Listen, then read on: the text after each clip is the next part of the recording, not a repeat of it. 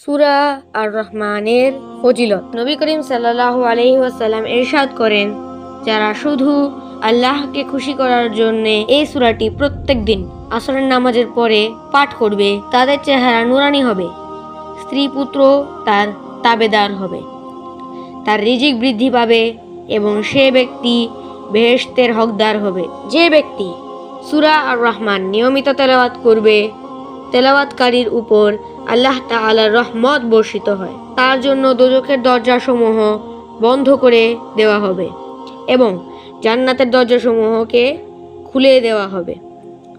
যে ব্যক্তি এই সূরাটি নিয়মিত তেলাওয়াত করবে, কিয়ামতের দিন তার চেহারা পূর্ণিমার চাঁদের ন্যায় ঝলমল করতে থাকবে। যে ব্যক্তি লাগাতার 40 দিন সূর্য উদিত হওয়ার সময় এই সূরাটি তেলাওয়াত করবে এবং ফাবিআইয়ি রাব্বিকুমা তুকাযযিবান বলার সময় সূর্যের দিকে আঙ্গুল দিয়ে ইশারা করবে, দুনিয়ার মধ্যে সব কিছু তার অনুগত হবে। এই সূরাটি পাঠ করে চোখের মধ্যে ফু দিলে চোখের রোগ ভালো হয়ে যাবে। এই সূরাটি স্বপ্নের মধ্যে পড়তে দেখলে হজে যাওয়ার নসিব হবে।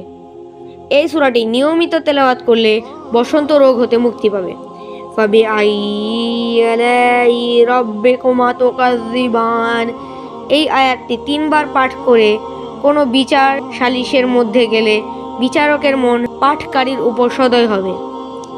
যে ব্যক্তি সূরা আর রহমান 11 বার তিলাওয়াত করে আল্লাহর কাছে প্রার্থনা করবে, আল্লাহ তার দোয়া কবুল করবে, তার মনের আশা পূরণ করবে। নিয়ামুল কুরআন থেকে সংগ্রহীত।